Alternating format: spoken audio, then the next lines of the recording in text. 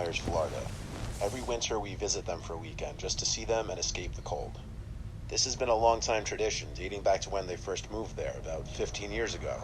So we'd been doing this almost as long as I could remember. This happened back when I was 12. My cousin Ashley, who was a year older than me, would always be there, of course, so the two of us would hang out a lot during these visits. She was cool to hang out with, and I related to her a lot, even though I was a young boy and she's a girl. She'd always be down to do the cool stuff that I'd normally do with my friends at that age. After the family dinner on the first night there, we all watched a movie together. After the movie, our parents hung out with each other in the kitchen drinking wine. They wouldn't let Ashley and I go out that late, as we were only 12 and 13. But Ashley wanted to go to a nearby canal where locals were apparently reporting having seen a 10-foot-long alligator. Basically, we both wanted to go see if we could find the gator after she convinced me. We snuck out through the back door while our parents were still in the kitchen. On our way to the canal, we stopped at the 7-Eleven on the street so we could get some snacks on the way. The cashier already told us to be careful out there, implying it was late for us to be out. The streets were deserted at this hour. The area of Fort Myers in which they live is on the significantly quieter side. We walked for like 10 minutes, and the closer we got to this canal she kept talking about, the swampier the sides of the road started to get. Ashley froze in front of me and looked straight ahead. She pointed ahead and said, "What's that guy doing?" I saw right away what she meant. At the far end of the street, there was the silhouette of this man, just standing completely still on the sidewalk. If he was walking or perhaps looking down at something in his hands, it would have been different. But him just standing still doing nothing, apparently looking off straight ahead, it just sent shivers down both our spines. Ashley said this was the only way to get to the canal, unless we cut through people's yards or gross sewage-type water. So we continued walking, but slower, more cautious now. We were half the distance from the man now, when he suddenly turned around. I don't mean he turned his head. No, he literally turned his whole body around at once without even taking a peek to see if we were coming first or anything. We stopped. He was facing us, no doubt.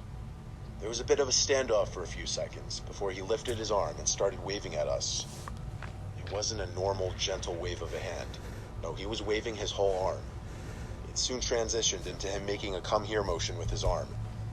Ashley and I looked at each other, then started running away down the street, back the way we came. We got winded pretty quickly and stopped to catch our breath in front of some small yellow house.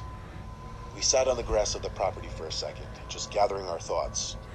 Ashley told me there are a lot of weird people that live down there, especially in the area we were just walking.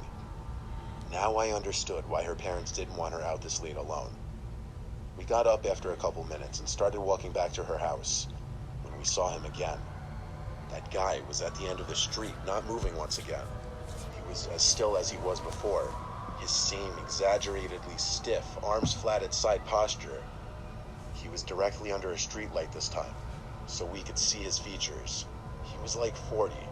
His hair seemed to be slightly slicked back. His nose seemed to be fucked up, like it was bent to the side. He was smiling too. He wasn't showing teeth though, it was a closed-mouthed smile. He once again started waving at us. Then, I still don't know why, Ashley got up and waved back at him. As she did this, he stopped waving and his smile disappeared. It was only a few seconds later that he erupted into a full-on sprint towards us. Ashley started screaming and running. I got up off the ground and ran as fast as I could after her. I was in pure shock. I think that's why I couldn't get a scream out. That and it would take extra breath that I didn't have. We ran through people's yards, hopped over fences, and ran down different streets until we finally made it back to her house.